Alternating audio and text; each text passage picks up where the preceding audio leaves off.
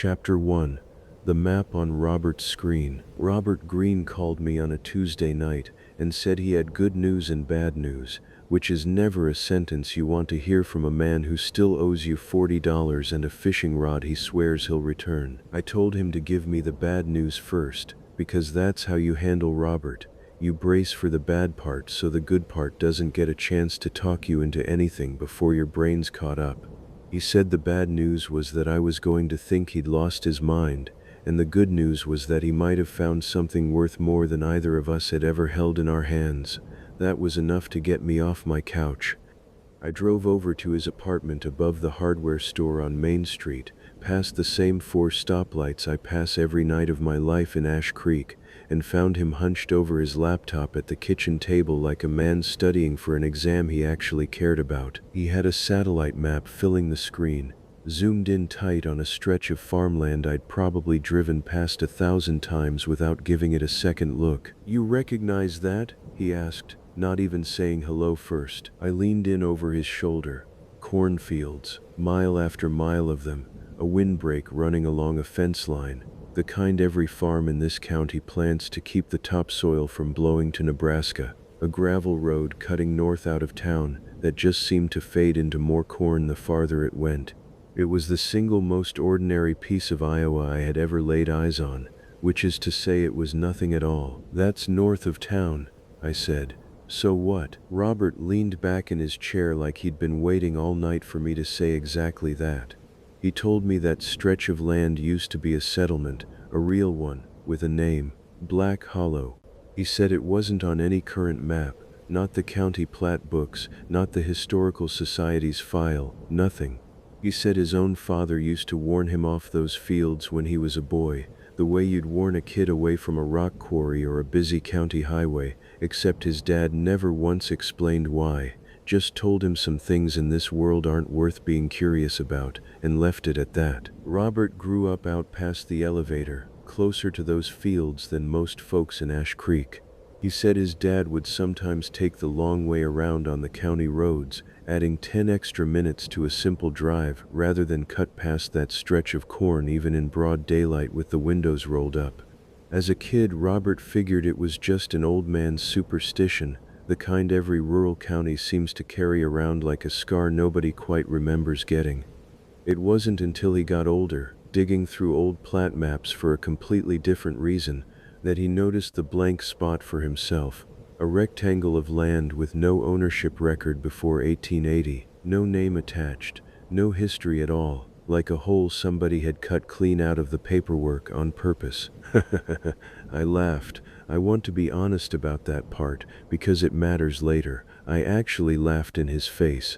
Robert and I have chased half the rumors in this county over the years. 90% of them turn into a rusted plow blade, a broken bottle from 1962, and a wasted Saturday morning.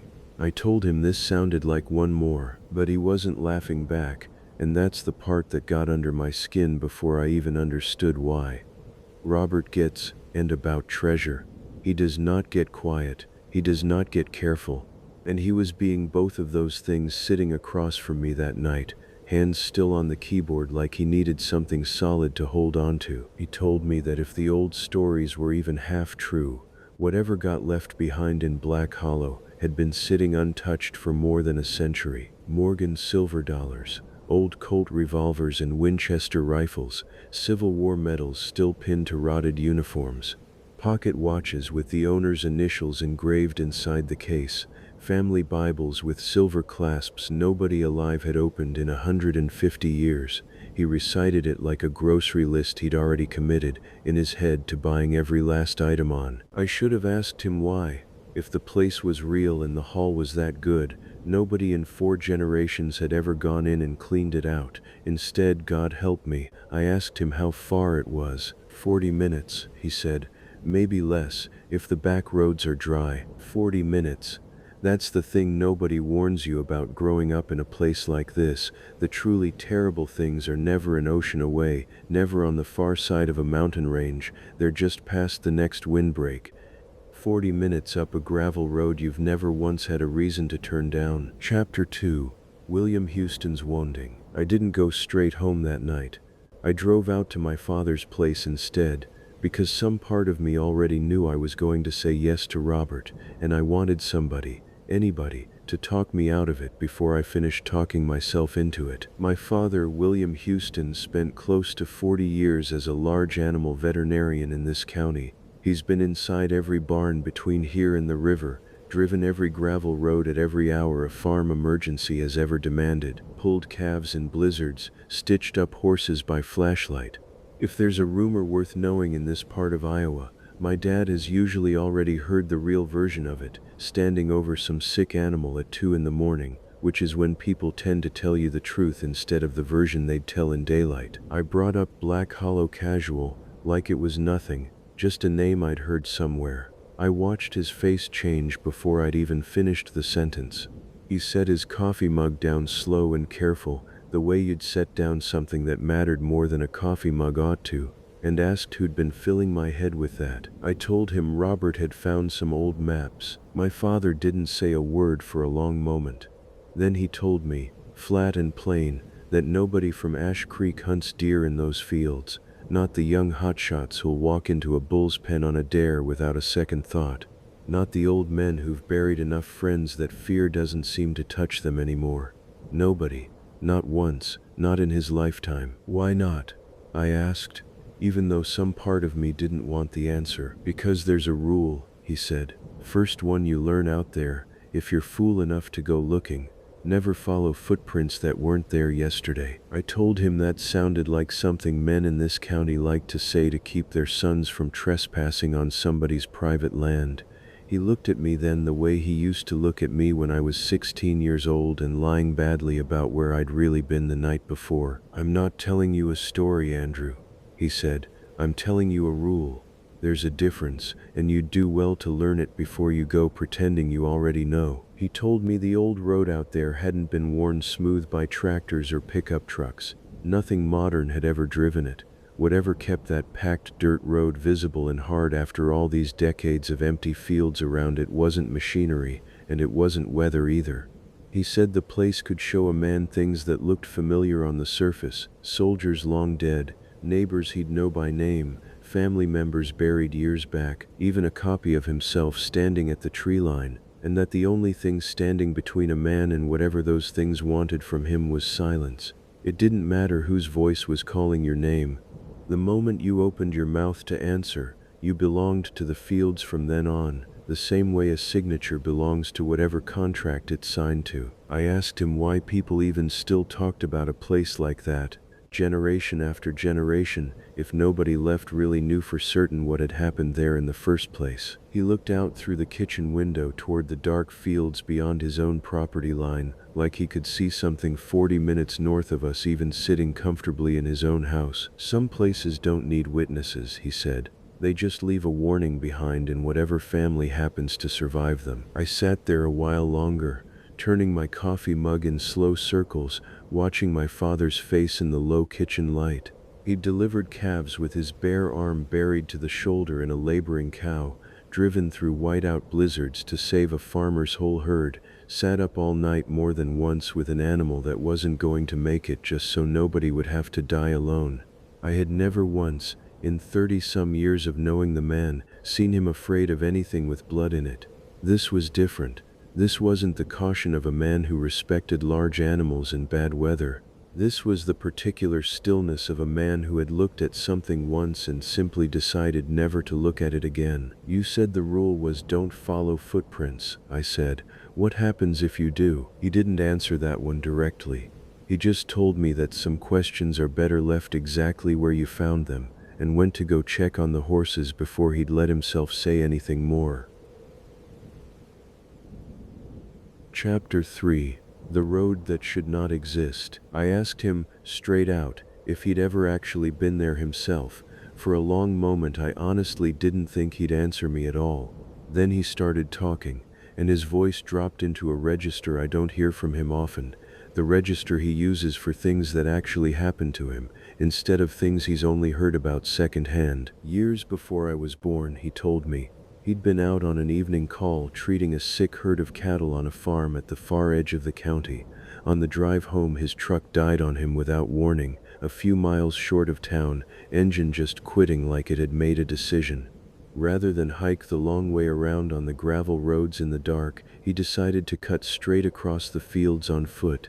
A couple of local men warned him against it before he'd even left the yard where his truck sat dead, practically begged him not to, he said. But he was young and stubborn, and mostly he just wanted his own bed. At first, he said, it was nothing at all. Hot, still summer air, corn taller than his head on both sides, closing him in like a hallway. The steady buzz of insects, a windbreak running along an old fence line up ahead, same as 100 other windbreaks in this county. Ordinary Iowa dusk, nothing more. Then a man stepped out from between the trees, faded blue uniform, an old rifle slung over one shoulder, and he told my father, plain as anything, to halt. My dad didn't answer. He said his heart about came straight out of his chest right there in the corn.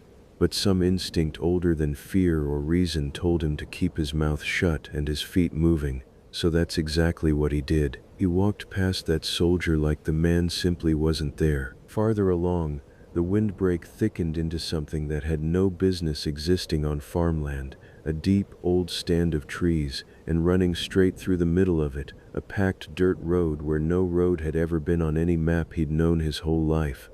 At the far end of that road stood houses. Real ones, chickens scratching in the dirt yard, smoke curling lazy out of stone chimneys, the whole quiet, ordinary business of a working farm settlement that had absolutely no right to be standing there. He understood, in that moment, standing at the edge of that tree line, that he was looking at something that had vanished off every map 2 full generations before he'd even been born. He kept walking, didn't slow his pace, didn't turn his head to look again, and behind him, quiet at first and then closer, familiar voices began calling out his name. Chapter 4. The doubles at the windbreak. The worst part, he told me, and here his hands actually went still on the kitchen table, like the memory needed his full concentration to get out cleanly, wasn't the soldier, and it wasn't the houses either. It was what he saw standing at the very edge of the windbreak when he finally let himself take one look back over his shoulder. It was him. Not a shadow, not some trick the dusk was playing on tired eyes. Him, same clothes down to the dust on the boots, same worn veterinary bag slung over the same shoulder, and it scolded him.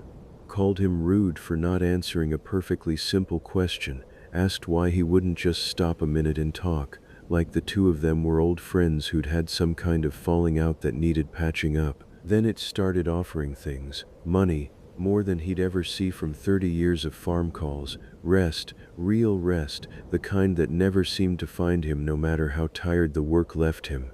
Forgiveness for whatever guilt he happened to be carrying that particular night, though he never told me what that guilt was, and I didn't ask.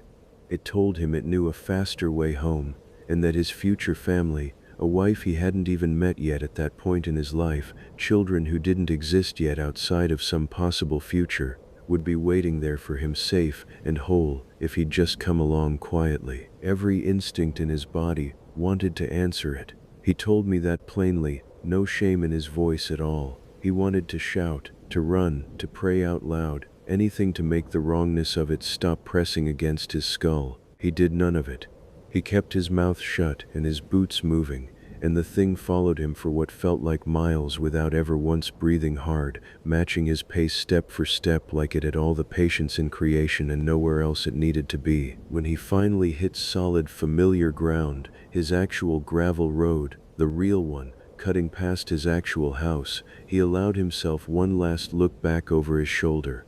2 figures stood together under the trees where the windbreak ended, himself and his own father, dead 11 years by that point, waving at him with an easy, friendly smile, calling him back like nothing at all had ever been wrong between them. He said that was the exact moment he understood the real shape of that place. It doesn't only wear the faces of the dead, it wears the faces of the living too, because the living are so much easier for a man to trust without thinking twice. I sat there in his kitchen telling myself this was just an old man's story, sanded smooth and strange by 40 years of retelling to nobody but himself. But something in the way he told it, flat, careful, checking the window twice while he spoke like he still half expected to see something out there, had already gotten under my skin more than I wanted to admit. By the time I left his house that night, I wasn't laughing at Robert's satellite map anymore. Chapter 5. The Legend of the Abandoned Homestead. Before I left, my father finally told me the rest of it, the story underneath the story, the one the very oldest farmers in this county still passed around low and quiet, usually with a firm warning attached never to repeat it twice in the same sitting. Black Hollow was settled sometime around 1858, founded by farming families working the land north of what would eventually become Ash Creek proper. It was never a large place. A small chapel, a handful of homesteads, a few barns, a shared well, livestock pens, and one rough farm road connecting all of it together. When the Civil War came calling, men from the settlement left to fight for the Union same as men everywhere else in this state did. Some of them came home changed men, some of them never came home at all. By the 1870s, the little town had earned itself a reputation nobody could quite explain. Disappearances that never got solved, storms that rolled in out of a clear sky without warning, a farmhouse that people swore appeared in different spots across the fields at different times, like it went wandering at night looking for something or someone in particular. The true origin of it, as my father told it, traced all the way back to one specific couple, a young husband and wife from the settlement, caught out in a sudden violent storm during deer season, long before there were any real roads cutting through that part of the county. Running for shelter, they stumbled onto an abandoned homestead neither one of them recognized, even though they'd both known that stretch of land their whole lives. Inside, waiting for them, was a warm wood-burning stove already going, a table, a few chairs pulled up close to the heat, and a feeling neither of them could shake, the distinct sense that the house had been sitting there waiting specifically for the two of them to arrive. They fell asleep close to the stove, grateful just to be warm and dry. Somewhere near midnight, the husband woke to his wife screaming. Small, twisted, cruel little shapes were dragging her toward the stove, and the iron door wouldn't budge no matter how hard he threw his whole body against it. He said afterward he could hear them laughing, somewhere down inside the flames, the whole time it was happening. Grief turned that man into something ugly in the years that followed. He spent what was left of his life hunting down anything and anyone he suspected of witchcraft, burning barns he decided were cursed, attacking neighbors he blamed for a loss that was never really their fault. And then one night, the very same devils that had taken his wife came calling again, this time through his own stove, offering him a replacement, one of their own daughters, to marry in his dead wife's place. He said yes, not out of love. My father was clear about that part. Hate had already hollowed the man out completely by then, and an empty man will take almost anything at all if it promises to make him feel full again, even for a night. From that marriage, my father said, the whole settlement began to rot slowly from the inside out, the way a fence post rots when it's been standing too long in wet ground and nobody thinks to check it until it finally gives way. Nobody left in Ash Creek, he told me, has ever fully agreed on whether Black Hollow got dragged down into hell that night, or whether somebody standing inside it had simply opened the door on their own and invited hell in to stay. Chapter 6. The Decision to Go. I told Robert everything my father had said, fully expecting it to scare him off the whole idea for good. Instead, it did exactly the opposite. Robert went quiet, which for him is always a bad sign, and then he told me the story only made him more certain the place was real, and that anything left behind in a 150-year-old settlement nobody had ever dared enter had to still be sitting there, waiting, completely untouched. I argued that legends exist for a reason, that a hidden treasure trove full of Civil War relics just sitting there for the taking sounded far too good to actually be true. Robert said we knew the rules now, all 5 of them, laid out clean and simple by a man who'd survived the place firsthand. Don't follow footprints that weren't there the day before. Don't answer anyone who calls out to you, no matter whose voice it wears. Don't touch the people out there, and for God's sake don't let them touch you either. Don't walk the old road if there's any way at all to avoid it. and take nothing unless you're prepared to lose something equally valuable in return. He said knowing those rules meant we could survive whatever had gotten the better of other men before us. My girlfriend Lucy Smith walked in on the tail end of that argument and told us both, calm as anything, that we sounded like a pair of idiots. Lucy's smart, sharper than either of us most days, and she's never had 1 ounce of genuine interest in rusted farm junk or ghost stories passed down at gas stations. Normally she wouldn't waste a single Saturday listening to one of Robert's theories. But she looked at my face and saw plainly that I was already halfway gone, already turning the whole idea over in my head like a coin I was quietly deciding whether or not to spend. She said she was coming with us. Not because she believed a word of it, she made that very clear, but because she flatly did not trust the two of us not to do something stupid without her there to stop it. Robert spent that entire night packing metal detectors, flashlights, backpacks, work gloves, bottled water, and both our phones loaded up with offline maps just in case we lost signal out there. I told myself, and I told Lucy, over and over, that it would be a quick morning trip. In and out well before noon, practical, careful, nothing whatsoever like the reckless midnight expeditions you always hear about in the stories that end badly. That is precisely the lie you tell yourself right before you go and do something genuinely reckless in broad daylight. You convince yourself that a little bit of sunlight is the same thing as being rational. We left Ash Creek before sunrise the next morning, the town's grain elevators shrinking small in the rearview mirror behind us, 3 grown adults in a pickup truck telling ourselves this was a controlled little experiment and not the beginning of the worst mistake any of us would ever make. Chapter 7. The fields north of Ash Creek. We parked on the gravel shoulder exactly where Robert's satellite map said the old entrance ought to be, just past a windbreak running alongside a shallow drainage ditch thick with weeds. The morning was pale and still, cornfields stretching flat in every direction underneath a sky that felt too enormous even for Iowa, which is saying something. Robert pointed toward the tree line ahead and said the way in should be just beyond it.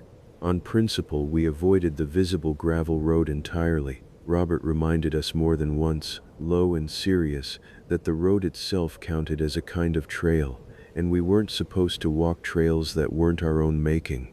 So we cut instead through the tall grass running along the field's edge, boots soaking through with dew almost immediately, none of us saying much of anything. The silence out there wasn't ordinary silence. No tractors working anywhere in the distance, no dogs barking from some far-off farmhouse, no birds working the tree line at all, which should have been the first thing to bother me, and worse than any of that, no wind whatsoever moving through corn that stood taller than our heads. Iowa corn talks to you if you've grown up around it. It hisses and rattles and sighs with every breath of air that passes through it, so constantly that you stop noticing the sound at all, the same way you stop noticing your own heartbeat. Out there, that morning, the corn stood dead still on every side of us, rows upon rows of it, and the quiet coming off it felt less like an absence of sound and more like something actively holding its breath, waiting to see what we'd do next. I kept cracking jokes, under my breath the way I always do when my nerves start acting up, but they got quieter and quieter until I finally gave up on them altogether, because I just noticed something pressed into the bare dirt directly ahead of us. Footprints. Bare, unmistakably human, cutting straight in a line across the field edge, and not one of us had seen a single living soul out there to have made them. Robert grabbed my arm hard before I could even open my mouth to say something about it, and reminded me, low and fast, don't follow them, no matter where they seem to be leading. Lucy wanted to turn back for the truck right then and there. I told her we'd already come this far, and we might as well see if there was anything actually worth seeing before we quit. That's the exact moment we spotted 3 figures walking easy and casual along the gravel road up ahead of us, laughing together, comparing what looked for all the world like packs and equipment slung over their shoulders. They were us. Chapter 8. The first rule holds. Hearing your own voice call out to you across 50 yards of open field does something to a person that no campfire story ever properly prepared me for. My double waved, grinning ear to ear, and shouted over that they'd already found good stuff up ahead. Come see for yourself. Lucy's double laughed easily at something Robert's double had apparently just said, casual as anything, like this was just another lazy Saturday morning between old friends. I almost answered. God help me, I almost did. Some animal part of my brain wanted nothing more than to close that gap immediately, just to make the sheer wrongness of the moment stop pressing in on me. Robert grabbed my sleeve hard enough to leave a mark that lasted 2 days and shook his head at me without saying a single word out loud. Lucy had both hands pressed flat over her own mouth, holding something back. When none of us answered, the copies changed fast. The friendliness curdled almost instantly into something mocking and cruel, calling us cowards, yelling that they knew exactly where the good antiques were buried and that we'd regret walking away from money like that for the rest of our sorry lives. We didn't step foot on their gravel road, we didn't cross a single one of their footprints. We just kept moving steady along the field's edge, saying absolutely nothing, and after a while the copies gave up the chase entirely and thinned out into the standing corn like smoke dispersing on a breeze that still, even now, wasn't blowing. It was the first real proof I had that my father hadn't just been an old man repeating a scary story to keep his son in line. The rules weren't superstition dressed up as caution. They worked out there like physical laws, every bit as real, every bit as unbreakable as gravity itself. Past the windbreak, the modern fields thinned out fast around us. The corn grew sparser and visibly older, and an old dirt road appeared, running between patches of dead grass and fence posts that had rotted down to gray splinters decades before any of us were even born. At the end of that road, exactly where my father had promised it would be waiting, Black Hollow sat quiet in the flat morning light. Chapter 9. Black Hollow returns. It didn't look like ruins at all. That was the single thing that took the breath clean out of my chest. It looked lived in, actively and completely lived in. Log and rough plank houses standing in neat rows, barns, split rail fences, chickens working the packed dirt yards, horses standing quiet in a paddock, smoke drifting lazily up out of stone chimneys into a sky that no longer had a single power line crossing it anywhere. The air even smelled different past that windbreak, wood smoke and turned earth and something faintly sour underneath it that I couldn't place and didn't want to. People stood in open doorways and along the fence lines, watching us the exact way you'd watch a stranger's truck slow down uninvited in front of your own farm. Up close, none of them looked wrong exactly, not at first glance. A woman in a long gray dress with flowers still on her hands, an old man leaning on a fence post, chewing something slow.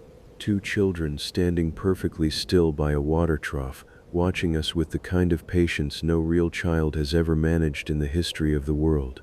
It was the stillness that gave them away before anything else did, the way none of them blinked quite often enough, the way their heads turned to track us a half-second too slow, like something operating them from a small distance behind their own eyes. They didn't attack us, not at first. They muttered instead, complained under their breath like we were nothing more than rude trespassing neighbors instead of intruders from another century entirely. Robert, remembering himself, typed out a message on his phone instead of speaking and held the screen up for Lucy and me to read. Don't talk, don't touch, we take what we can carry and stay careful the whole time. I wanted very badly to hate him for how calm he managed to sound in that moment.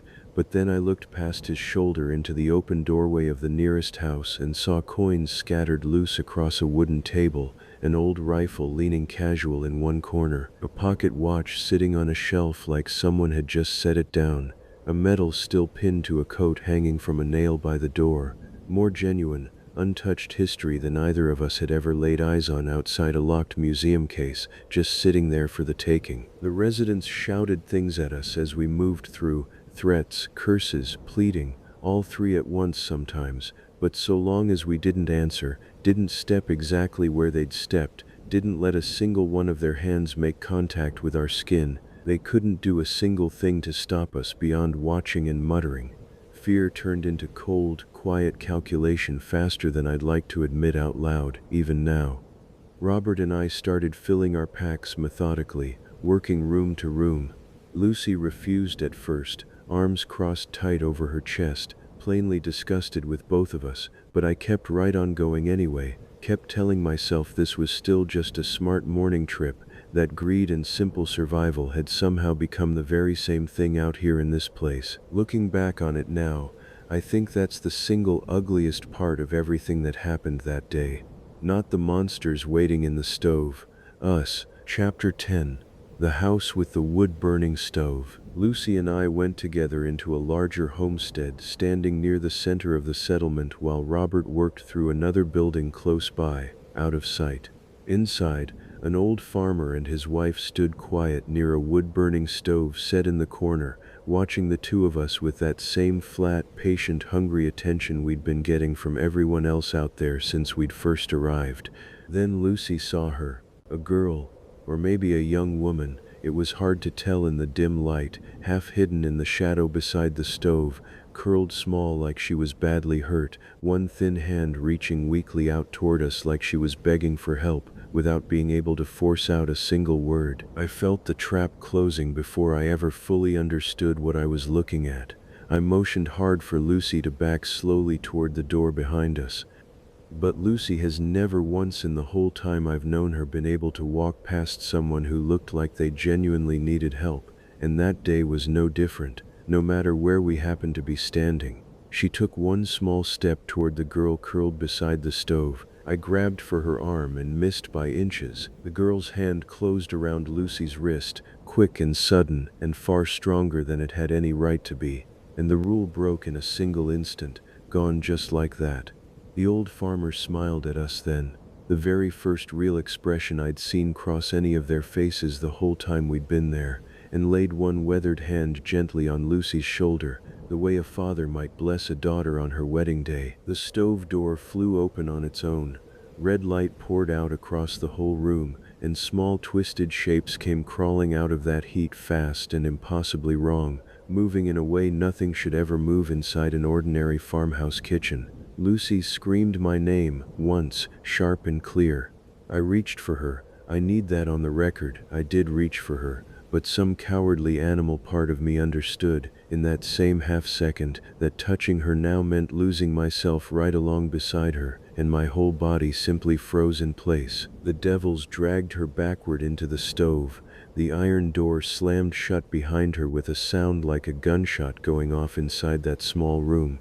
And then everything went quiet, except for the soft, satisfied crackle of a fire that had just gotten exactly what it wanted all along. Chapter 11. Leaving with full bags. I don't honestly remember walking out of that house. The next clear thing I remember is standing in the dirt street outside, barely able to draw a full breath, and Robert standing a few feet away with his pack straining at the seams, full of stolen antiques, looking at whatever was written on my face and understanding immediately that something had gone terribly wrong inside. We still couldn't speak out loud.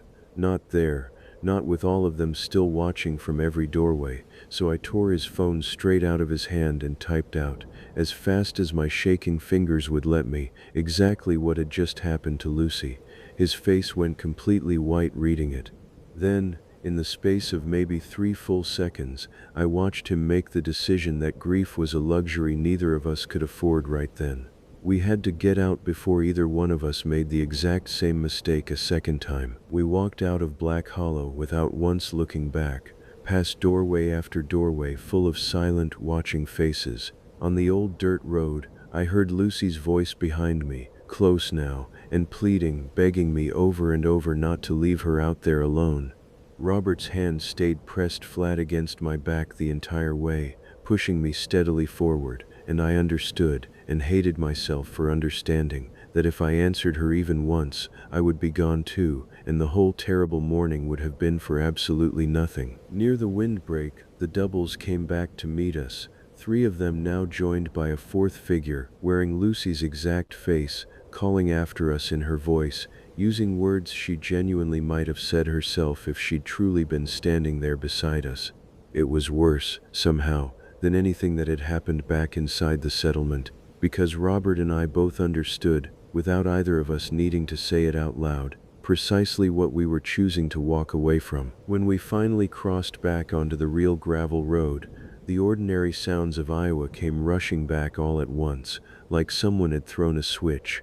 Wind moving steady through the corn again, insects humming, a dog barking somewhere a mile off, tires humming on distant pavement. We were alive. Our packs were heavier with more money than either of us had ever held at one time in our whole lives, and none of it felt like winning a single thing. It felt like evidence being carried out of a crime scene. Chapter 12. Nobody leaves the same. Back in Ash Creek, the practical horror of the situation set in fast and ugly. Lucy had a family who loved her. Lucy had a phone full of a call history, friends who would expect to hear from her within days if not hours.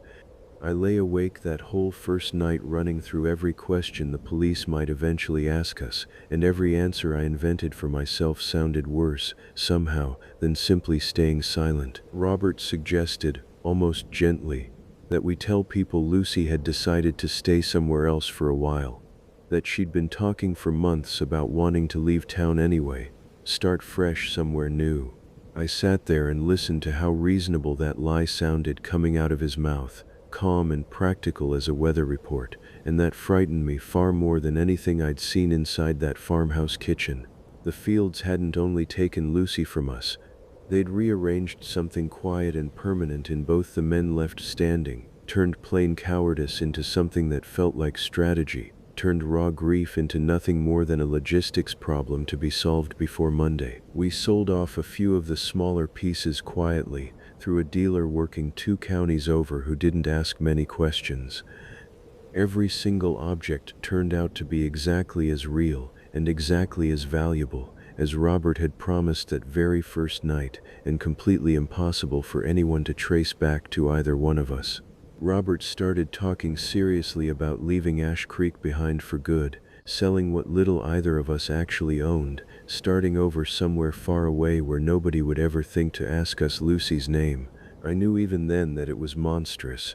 I want to be honest and say that some part of me still recognized that clearly, even through everything.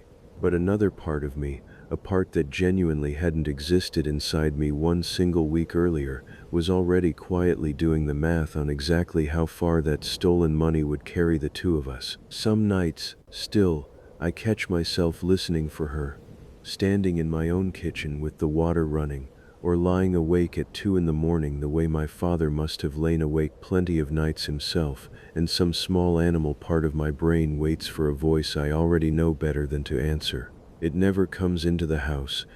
I don't know if that's a mercy or simply proof that the Fields already got everything out of me they wanted that morning, and don't need to ask twice. Before we finally left town, I drove out one last time to see my father.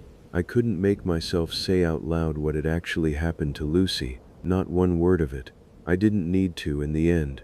He looked at me once, the particular way you look at a man who's walked all the way through something he'll never fully climb back out of, and he said only one thing to me in that whole visit: Black Hollow never gives anything away for free. We drove out of Ash Creek that same afternoon, the town's grain elevators disappearing behind us in the mirror the exact same way they had that first morning we'd driven in, except the truck was heavier now, and so, in some way I couldn't properly explain even to myself, was everything else riding along with us. Robert said the only thing either one of us has said out loud about any of it since that day: nobody leaves those fields the way they walked in. He wasn't talking about Lucy when he said it, not really. Both of us understood, sitting there in that truck, that he was talking about the two of us,